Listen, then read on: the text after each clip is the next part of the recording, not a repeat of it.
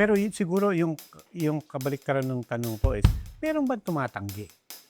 Meron bang pangamba na parang ba't ako parang kakaiba 'to? Ba't ako Kadalasan ako akong nilalayuan ng pera, eh. You need to stoop down your level. Kahit anong klaseng taas na meron ka. Kailangan mong ibaba yun to reach out. So, konting usapan, kunwari, bibili ka lang ng soft drinks. Pero ang katotohanan nun, may balak ka dun. At ang balak na yon, ma'am, pag sumagot ka, akin ka. Yun po, yun talaga yun. Ayos na. Wala kang kawala, aking ka. Pero sabi ko nga, wag na yung pakending-kending, wala na yung poverty alleviation, wala na yung yung increased income, stand-up living. Tutukan na natin, totohanan na natin. Tapusin na natin ang kahirapan dito sa Pilipinas. Yung mga mahihirap po, kailangan po natin tulungan para yung eradication po ng poverty, mahon po natin, mapatas po natin yung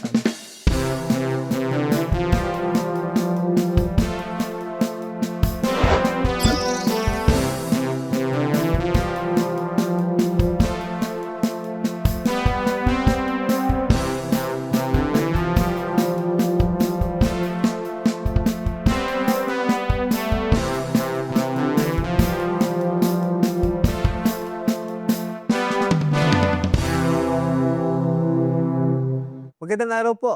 Ako si Dr. Aris Alit. Welcome sa Kanayon, Usapang Buhay at Kabuhayan. Sa Kademaray, mahalaga ang pagtutulungan upang mas maraming pamilya at komunidad ang magkaroon ng mas maayos at mas matatag na buhay.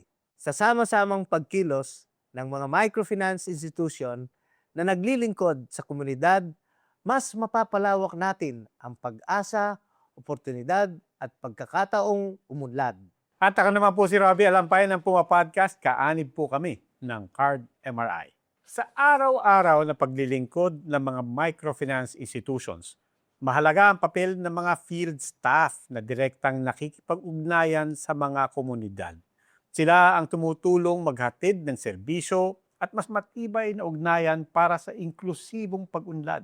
Kaya sa episode na to, pag-uusapan natin kung paano isinasabuhay ng ating mga field staff and officers ang financial inclusion at kung paano sama-samang pinapalakas ng mga institusyon ang mga oportunidad para sa komunidad.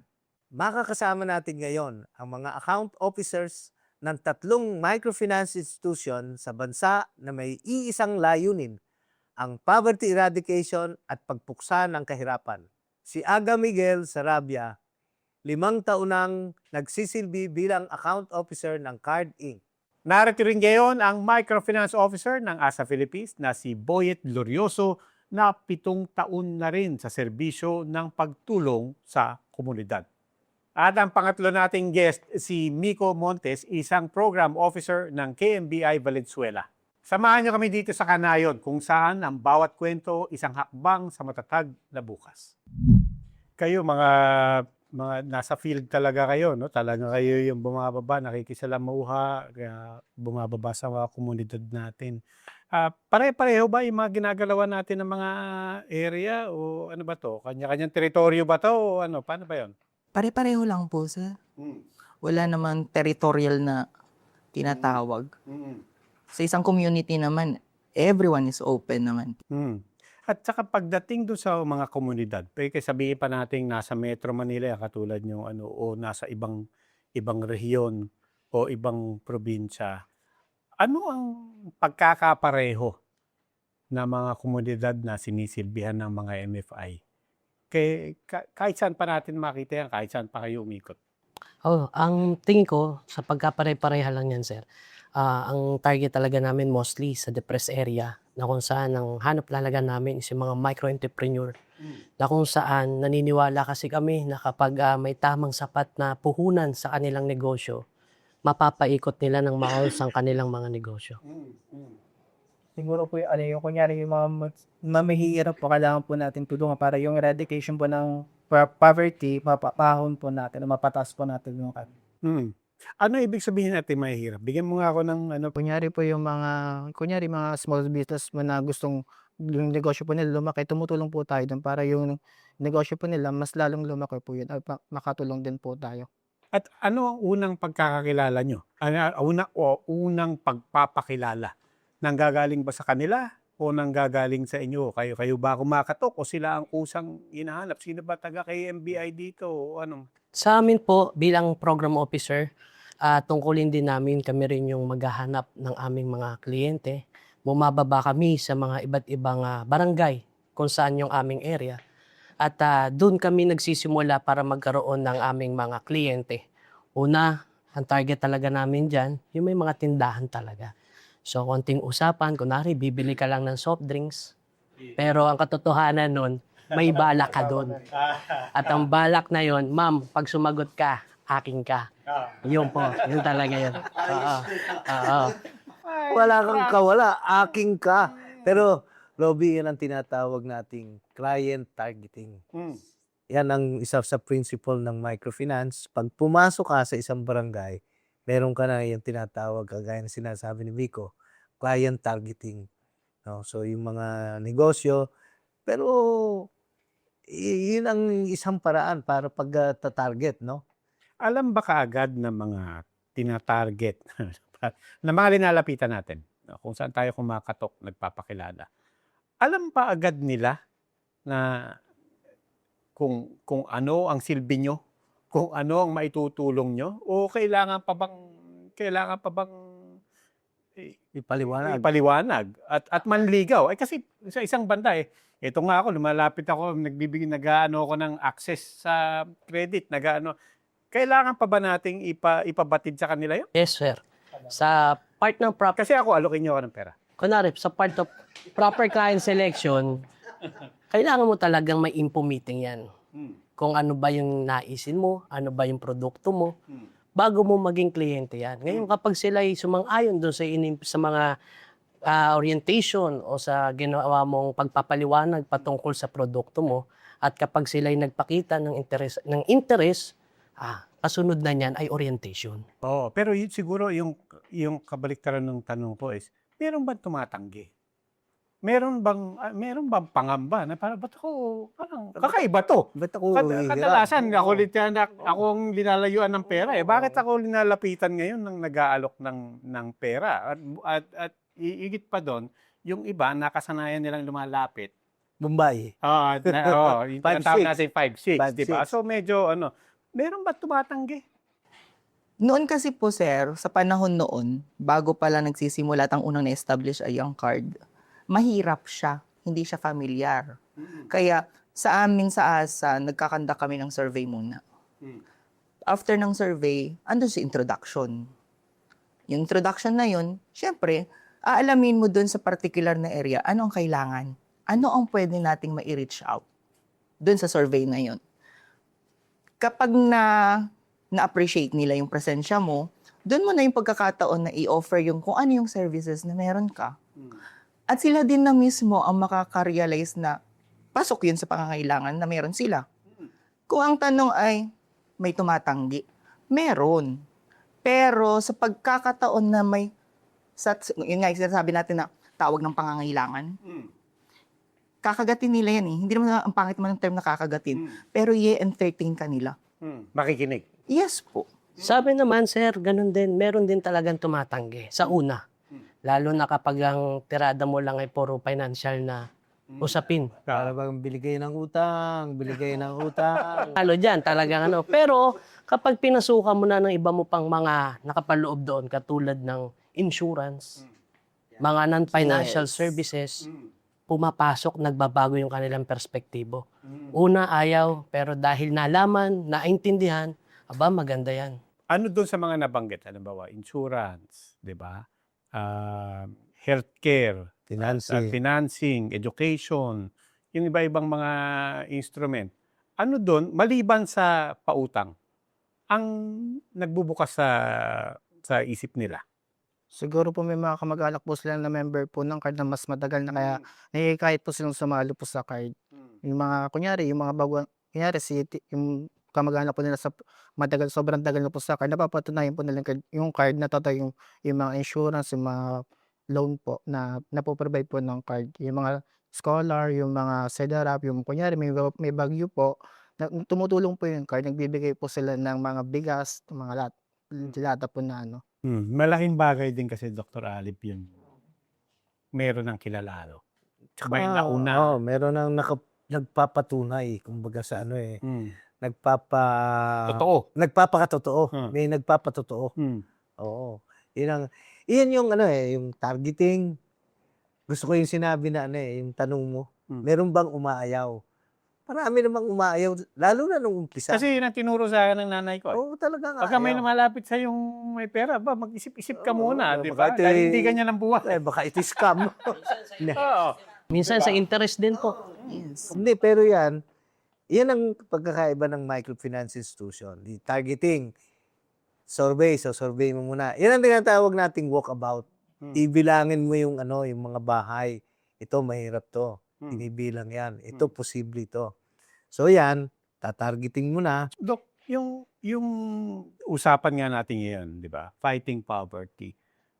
Paano nyo sinigurado? Kasi ito, this is your personal vision. To their point, katulad na pag-usapan natin dati sa even the mission, even for Card MRI, hindi naman yun yung original mission. Ang unang mission is to give people access to credit, Credit. di ba?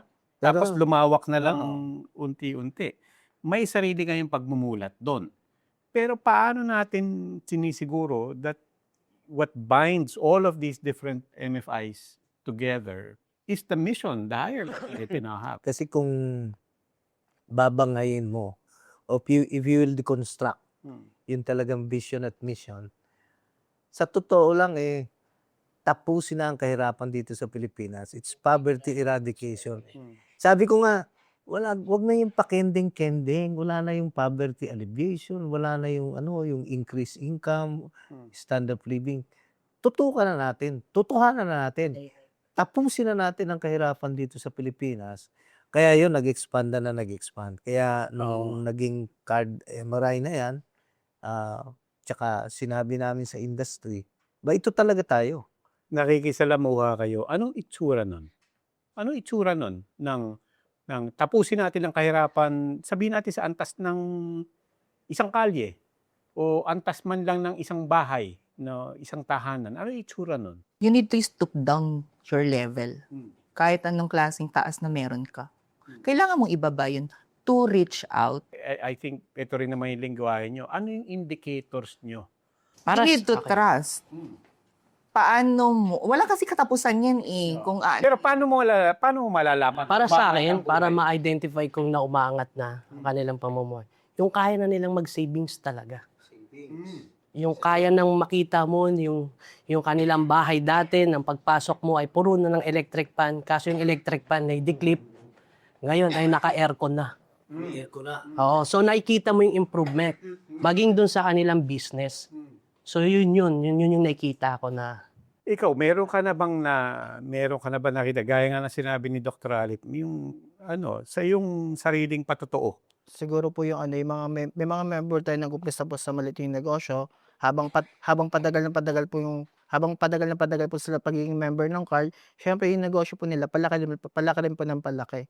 Doon po tayo nakakatulong. Nakikita po natin yung negosyo niya na lumalago po siya. Sa akin siguro, may share ko sa inyo yung buhay ng isa kong kliyente, si Ma'am Rodeline Monsanto, na nakatira sa Kawal. O malalaman niyo yung lugar na to, napaka-depressed area po ito.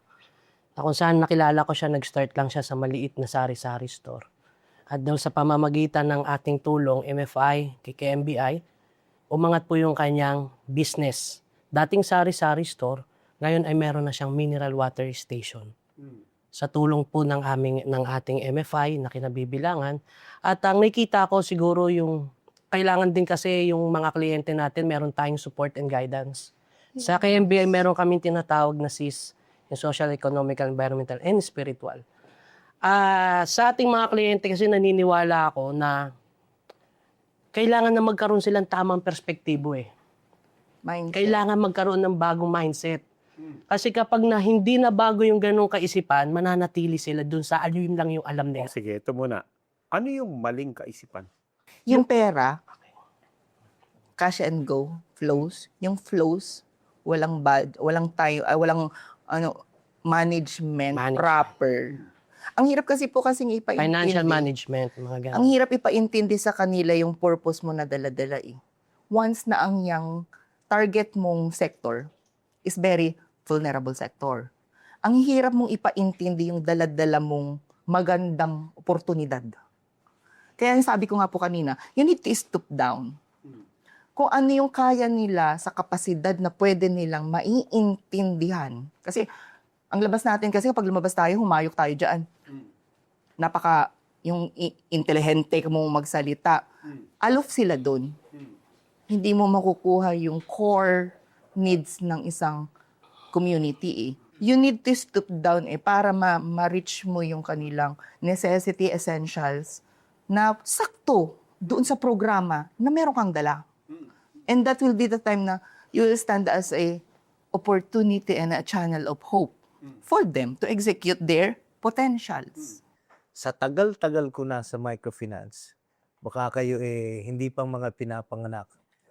I'm nearing my 70 Oh. and nung sinimulan ko ito batang-bata pa ako, napakaganda kong lalaki pa nung una Yung kasing nakita ko na unintended dahil nga yung constant at saka yung continuing yung education, naging yung mental, yung mindset nag-iba na. Aba, marami na ngayong mga nanay, including mga tatay, tumakbo sa barangay. Sa eleksyon, naging barangay councilor, barangay captain. Meron na nga tayong vice mayor at saka may mayor na. So, ngayon nakikita mo yung change yung dating mahirap na pagkalaging nawawalan ng pagkain, humihingi sa barangay, kung saan humihingi. Pero ngayon dahil nga kita mo na yung kanilang pagbabago, Transformation. nag-transform na. Ayun pala, maganda yung sinabi ni Miko, hindi kasi transactional ang microfinance, it's transformational. Binabago mo yung kanyang kabuhayan, yung kanyang at pati yung pagkatao niya, nababago rin. Again, this is based from experience. Tagal-tagal ko na. Pag talagang tinutulungan mo ng puspusan at yung at saka yung client talagang ginagawa niya yun talagang tama, talagang sa negosyo na it takes 3 to 5 years to bring them out of poverty. 3 to 5 years? 3 to 5 years. Ganun katagal. Kasi Hindi, hindi pero siya ang bigla. sa akin, Yun yung po yung process. proseso to bring them out of poverty. Bring them sabi out niyo. of Or at least poverty. makita mo na may May binubunga. may binubunga. pagbabago kasi yun, may mga negosyo na. Pero yun yung sinasabi ko, you speak of this as if ganun katagal. Oo. Ako, pagka sinabi niyo sa akin, it takes 3 to 5 years to lift, let's say, a house, a home, out of poverty. Para sa akin, ang bilis nun. Hindi ba? Pero hindi pa ako tapos dyan. 3 3 to 5 years to bring them out of poverty. But, alam mo ang Pilipinas, one strong calamity is enough to bring you back to poverty. Kaya yung the next 5 years, another 5 years, nag-uusapan natin, 8 to 10 na, no? I-stabilize mo yan Kaya magkakameron ka ng mga insurance, kung ano ng mga support system, health system. Kasi pagka nagkasakit yan, ubos. Kaya iyan, patuloy.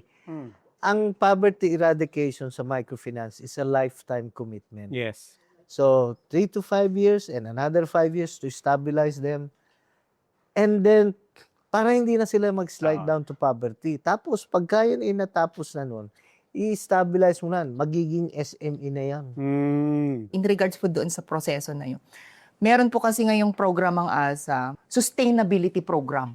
Kasi yung poverty, hindi natin agad-agad mariresolve yan in a glimpse of opportunity na ipagkakalo mo.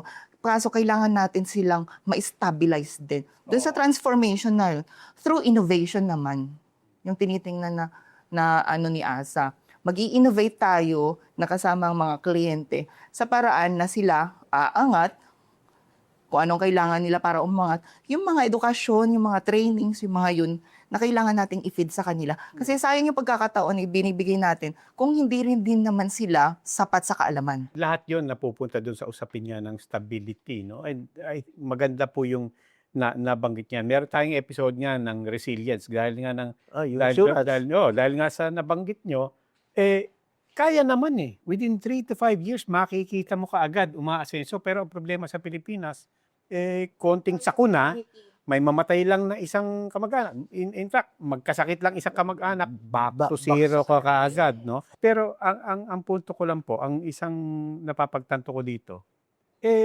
sa isang banda, merong mga bagay na makikita mo kaagad na ang resulta, dama mo agad. Tanaw nyo agad. May nagbabago sa buhay na to. And that's enough, I think, for you to ano. But then, to your reminder, pero hindi doon natatapos dahil ang daling mag-back to zero. Madali. Madaling makita, halimbawa, yung kagaya nung naging guest natin si Ed, no? Yung MCPI Jimenez. Eddie Menes. Ang sabi nga niya madali mong makita dati isang beses lang kumakain.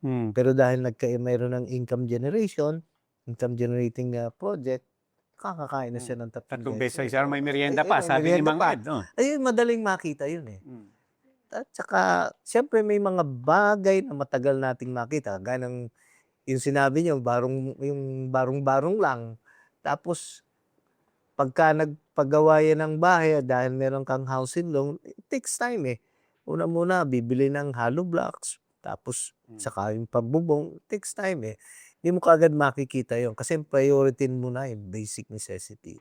Matagal siya. Kaya dapat it's a lifetime commitment. Kaya lagi kong sinasabing, pumasok ka dito, Hanggang dulo na. hindi ito rose garden Yung mga naririnig natin. Actually, sa totoo lang, Robby, maswerte sila. Napakaswerte nyo. Lahat yung lagi kong sinasabi sa card. Alam nyo, nung nagsimula kami, wala kaming sweldo.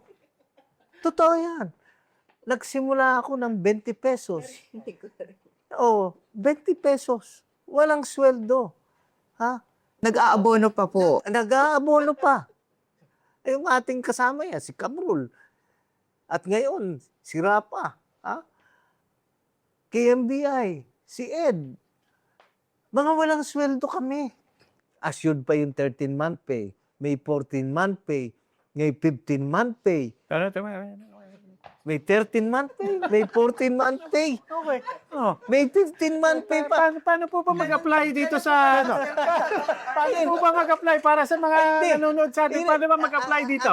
Pero performance-based. Yun. Di ba? Performance. Meron din kayo yan. May mga bonus kayo. Ang tawag lang, may pa-ek-ek lang yung mga yan Actually, bonus for 1 month, may mga ganyan.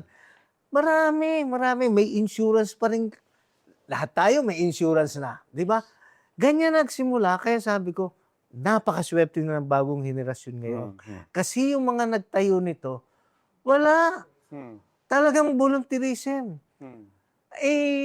Para kaming sumasabit sa ang ASCII, sila Rolly, sila yung NWTF, sila Combi. Kama ba nang nagpipil kami para kaming kalamyas na nakasakay doon sa jeep? Kalamyas, kasi nagsabit Wala pang mga service na Wala pang service nung una. Tama si Boyet, ang dami naming Pero dadagdagan ko lang. Because nga sabi ni Miko, stability at saka yung meaningfulness. I think yung sinasabi niya, swerte kayo, may stability na ngayon. Pero I think swerte rin Nasasabi po ko sila. po sa institusyon na meron kami stability. Pero I think swerte rin sila dahil meron na ring meaningfulness. Dahil din, kayo rin na nagpunla, kayo rin na nagbungkal, at in a way, mas madali para sa kanila ngayon. Makikita mo kaagad ang pagsisibol.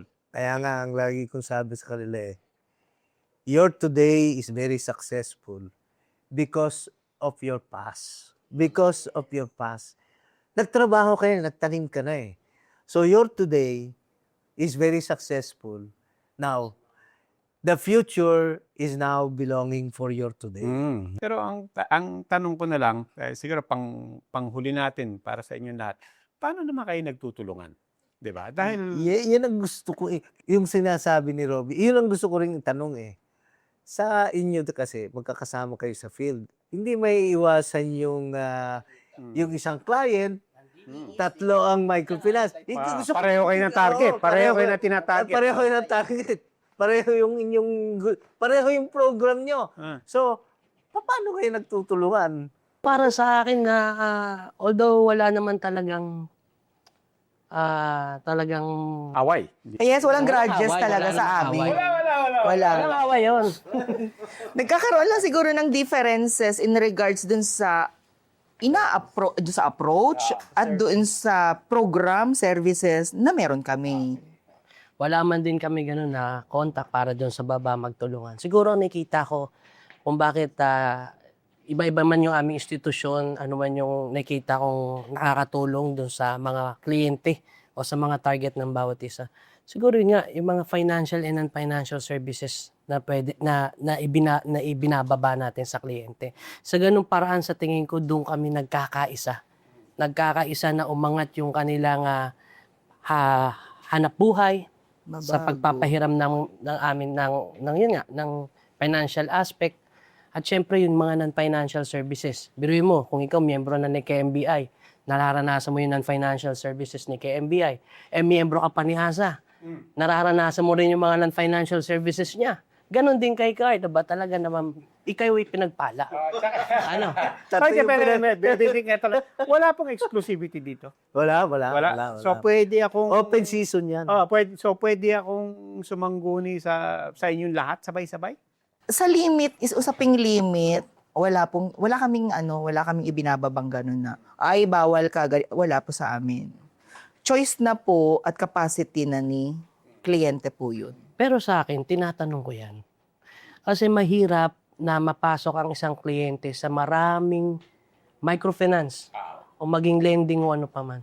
Dahil ang bawat kliyente ay may kanya-kanya lamang kapasidad. At kapag ito ay sumubra na sa kanyang kapasidad, walang ibang hahantungan niya kundi distraction. So kayo rin mismo nagpapaalala ng disiplina. Remind. Pinapaalalahanan. We are the one to remind, pero we are not the one to limit them. Pero saan pa siguro mapapaganda ang pagsasamahan at pagtutulungan natin? Siguro po, para-paras naman po tayo nagbibigay ng mga services sa mga member po natin na para makaahon din po sila sa kahirapan. Doon na po tayo nagkakapare-parehas po. Pero sa mga service po, pare-paras naman po tayo lahat.